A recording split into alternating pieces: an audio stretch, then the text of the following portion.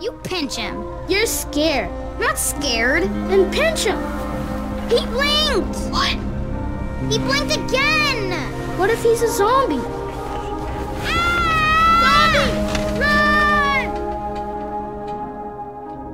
Run! You don't have to be scared. You're already bitten. You're infected. Or if it not for Antizin, you'd probably be roaming the slums with the rest of them, aimlessly hunting the living flesh. Number 31 is the label survivors in the tower slapped on your good person. Personally, I find it insulting. Thankfully, your peers realize how special you are, even if at a cost of a few tedious and perhaps unnecessary tutorials.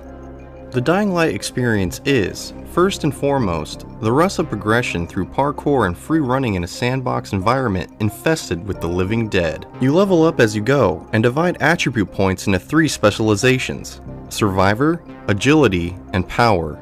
Simply staying alive grants you the ability to craft tools, ranging from lockpicks, firecrackers, and throwing stars for weapons, to grappling hooks, shields, and camouflage for defense and easy escapes for when you feel overrun. Your acrobatics and climbing ventures will progressively turn you into the best free runner in the quarantine, and pounding flesh of dead meat, which is oh so satisfying, will earn you the power points, making you better at combat.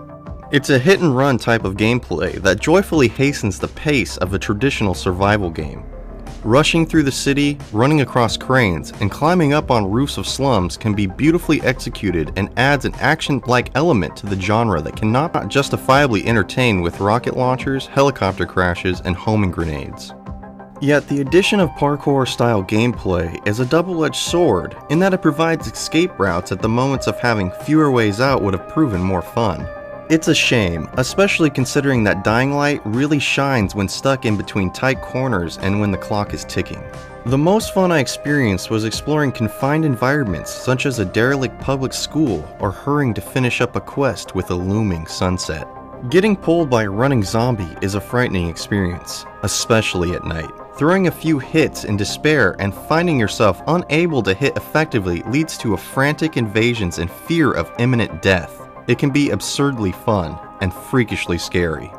Leveling up and the ability to take more damage and have stronger abilities is motivation enough to complete a side quest. The map and quest system facilitate efficient planning of your time and travels, and rest areas are numerous enough that you can easily jump in and out of the game without losing progress. Your survivor sense is activated at a simple press of a button, allowing you to swiftly detect materials in your area. Zombies during the day are slow enough that you can ignore them and rush to the targeted area. An automated and frequent saving system conveniently makes for rather inconsequential mistakes and forgiving deaths. It's so easy to run, you'll find it hard to stop, and such freedom of movements is one of the most enjoyable components of the game.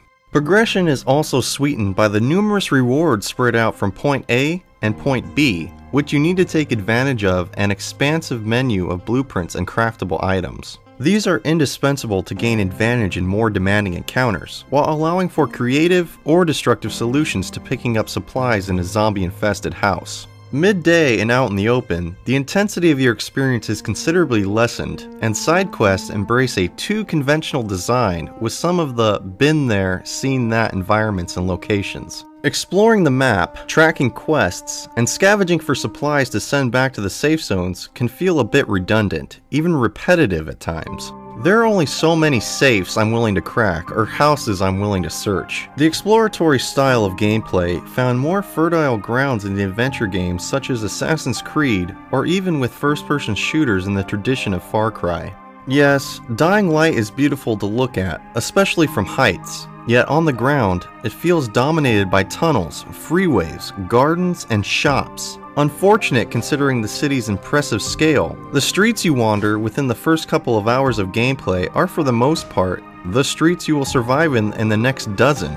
Despite these issues, Techland has created a fun and at times challenging game, delivering to PC gamers a polished and uncomfortable experience to scare and punish even the most weathered survivalists out there. The game does suffer from occasional bugs and frame rate issues, but a mid to high-end rig will make most of the technology available out there. OPNoobs recommends Dying Light and gives it a score of 79 out of 100.